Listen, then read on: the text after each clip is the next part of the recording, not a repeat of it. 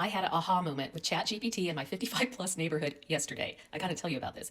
I use ChatGPT quite a bit, but it's very practical. I was in New York and I took a picture of the subway going, okay, this is where I am. What do I do? Because I'm trying to get here. And it told me. That's the stuff I use it for.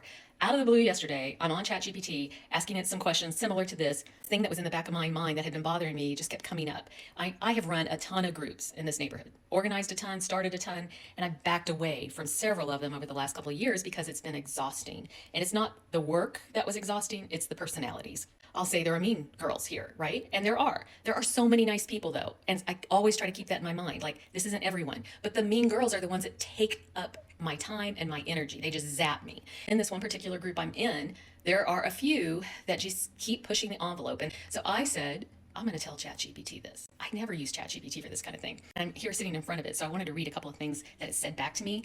And I just went, whoa. He said, this is what's going on. I don't know what, is this going to be another group that I just leave? He said, you're not imagining this. You're not being too sensitive. You're dealing with boundary drift and low grade entitlement. That's what I always say. And I never put that in my chat to him. I always have said these women are so entitled. What I have always done with these groups is I try to get a consensus. I want everyone to feel a part of the group, that they, made the decision. I wasn't the one saying, we're doing this, But that is exhausting. And, if everyone would just stick with it, we wouldn't have a problem. But it's a few people who keep pushing the boundaries. And I will go back and ask the group, okay, so-and-so, I'd like to do this. What does everyone think? And when you have a big group, you have to wait for all the answers and then you have to make a decision. And it's exhausting. I know this sounds stupid, but it's exhausting. I'm going to say it's a he's calling that pressure by persistence. And when I did the work of going back and polling all these people, I was unintentionally rewarding the behavior. So many people in the groups will not say a word publicly.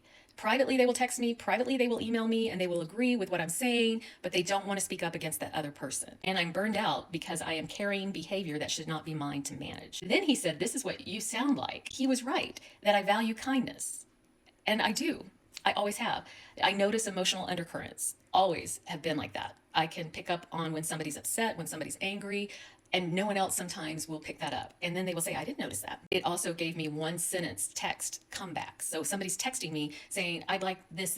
Can you ask the group? He gave me one text comebacks, which I really liked. I need to choose where my energy actually belongs. Does it belong with this group? The final thing that just really, really hit home, I'm outgrowing unpaid emotional jobs.